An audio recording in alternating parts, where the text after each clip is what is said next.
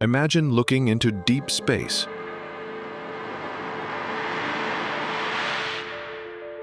And seeing a face staring back at you.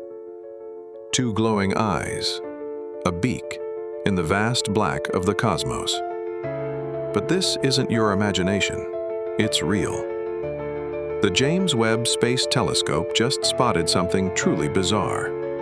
Continue NASA's James Webb Telescope recently observed a galactic event like no other. Two massive ring galaxies colliding in a remote corner of the universe, over 11 billion light-years away. Together, they form what astronomers call the cosmic owl. This rare formation was found in the cosmos field, a deep sky region intensely studied by astronomers. Each ring galaxy is around 26,000 light-years wide, about 1/4 the size of our Milky Way. And at the center of each lies a supermassive black hole.